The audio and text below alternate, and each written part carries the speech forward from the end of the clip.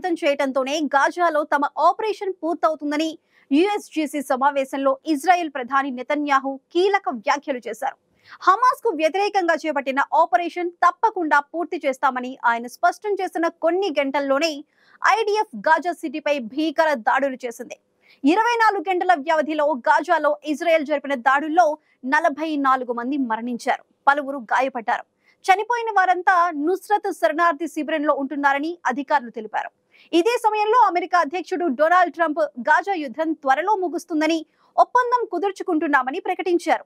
దీంతో అసలు గాజాలో ఏం జరగబోతుందని అక్కడి ప్రజలు ఆందోళన వ్యక్తం చేస్తున్నారు.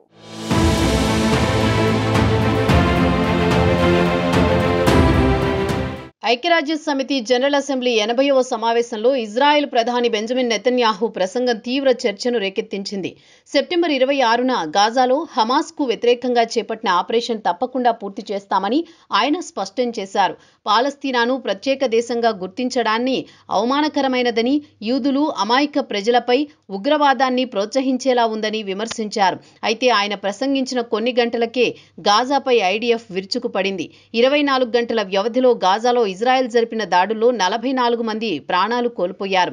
అంతేకాక పదుల సంఖ్యలో పౌరులు గాయపడ్డారు. మృతుల్లో 9 మంది ఒకే కుటుంబానికి చెందినవారని గాజా అధికారులు తెలిపారు. వీరంతా నుస్రత్ శరణార్థి శిబిరంలో ఉంటున్నారని పేర్కొన్నారు. మరోవైపు హమాస్ పేరుతో జనావాసాలపై ఇజ్రాయెల్ దాడులు చేస్తోందని ఆరోపించారు. మరోవైపు హమాస్ వద్ద ఉన్న బందీలను విడిపించే వరకు దాడులు ఆపబోమని ఇజ్రాయెల్ స్పష్టం చేసింది. హమాస్ కార్యకలాపాలు నిర్వహిస్తున్న గాజాలోని 2 ఆసుపత్రుల్ని ఇజ్రాయెల్ ధ్వంసం చేసింది. ఫలితంగా గాజా అంతటా వైద్య సేవలు పూర్తిగా పతనమయ్యే అవకాశాలున్నాయి. ఆసుపత్రుల్లో ఔషధాలు, పరికరాలు, ఆహారం, ఇంధనాల కొరత నెలకొంది. హాస్పిటల్స్ పైన దాడుల ఉధృతి పెరిగి నేపథ్యంలో పలువురు రోగులు, సిబ్బంది పారిపోతున్నారు. ఇజ్రాయెల్ హమాస్ యుద్ధంలో ఇప్పటి వరకు మృతి చెందిన వారి సంఖ్య 66,000 దాటింది.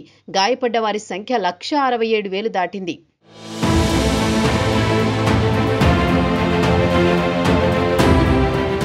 ఐరాస సమావేశంలో నెతన్యాహు గాజాలో హమాస్కు వ్యతిరేకంగా చేపట్టిన ఆపరేషన్ తప్పకుండా పూర్తి చేస్తామని స్పష్టం చేశారు. గాజాలో మిగిలిన హమాస్ మిలిటెంట్లు బెదిరింపులకు దిగుతున్నారన్న నెతన్యాహు అక్టోబర్ 7 దారుణాలను మరోసారి పునరావృతం చేస్తామంటున్నారని, ఇది ఇజ్రాయెల్కు మరోసారి జరగకుండా చూడాలన్నారు. ఇక పలు దేశాలు పాలస్తీనాను అధికారికంగా గుర్తించడాన్ని ఆయన తప్పుబట్టారు. అలా చేయడం అంటే సెప్టెంబర్ 11 దాడుల తర్వాత అల్-ఖైదాకు రాష్ట్రం ఇవ్వడంతో సమానమని విమర్శించారు. ఫ్రాన్స్, బ్రిటన్, ఆస్ట్రేలియా, కెనడా వంటి దేశాలు పాలస్తీనా రాష్ట్రాన్ని గుర్తించడాన్ని మార్క్ ఆఫ్ షేమ్ గా పిలిచారు.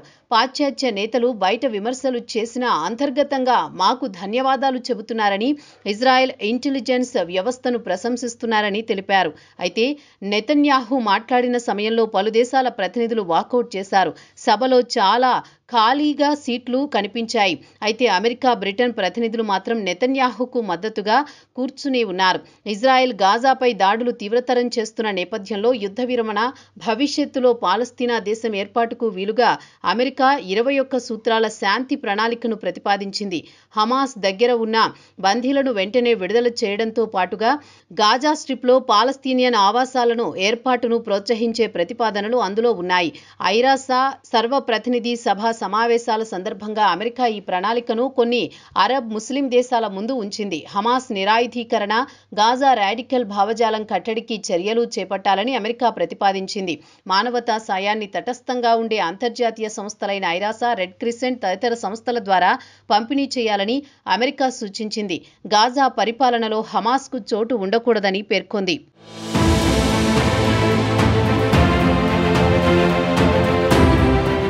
అయితే గతంలో ట్రంప్ పాలస్తీనియులను ఇతర అరబ్ దేశాలకు పంపించేసి గాజాలో అతిపెద్ద సిటీని నిర్మించాలని ప్రతిపాదనలు చేశారు. అందుకోసం ఒక ఏఐ జనరేటెడ్ వీడియోను ఆయన విడుదల చేశారు. అయితే ఇప్పుడు పాలస్తీనియన్లను గాజా స్ట్రిప్లోనే ఉండనివ్వాలనే ప్రతిపాదన ట్రంప్ వైఖరిలో మార్పును సూచిస్తుందని నిపుణులు చెబుతున్నారు. గాజాను స్వాధీనం చేసుకుని పాలస్తీనియన్లను తరలిస్తానని ఏడాది ఫిబ్రవరిలో ట్రంప్ తెలిపారు. 2 దేశాల ఏర్పాటుపై ఎప్పుడూ సమర్థించని ట్రంప్ భవిష్యత్తులో పాలస్తీనా ఒకే దేశంగా ఏర్పడే చర్చించేందుకు ప్రతిపాదించడం ప్రాధాన్యం సంతరించుకుంది. మరోవైపు నేడు అమెరికా అధ్యక్షుడు డొనాల్డ్ ట్రంప్తో ఇజ్రాయెల్ ప్రధాని నెతన్యాహు భేటీ కానున్నారు. అంతకు ముందు గాజాపై దాడుల్ని భారత్, బ్రెజిల్, దక్షిణాఫ్రికాలతో కూడుకున్న ఇస్బా కూటమి తీవ్రంగా ఖండించింది. ఇజ్రాయెల్ ఆక్రమించిన పాలస్తీనా ప్రాంతంలో పరిస్థితులపై ఈ కూటమి ఆందోళన వ్యక్తం చేసింది. ఐక్యరాజ్య సమితి సర్వ ప్రతినిధి సభ సమావేశం సందర్భంగా జరుగుతున్న త్రైపాక్షిక ఇస్బా సదస్సులో ఈ విషయంపై చర్చించింది.